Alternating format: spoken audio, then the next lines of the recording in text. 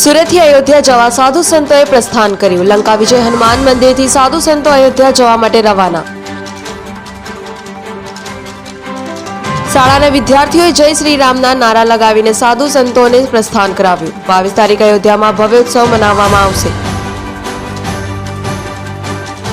22 તારીખના ઉત્સવમાં હાજરી આપવા માટે સુરતથી સાધુ સંતો અયોધ્યા જવા માટે રવાના। દેશભરમાંથી સાધુ સંતો અયોધ્યામાં પહોંચશે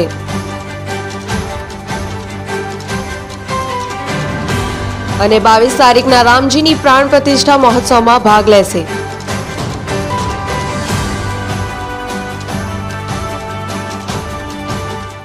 પ્રશાંત પટેલ, AB48 ન્યૂઝ, બારડોલી।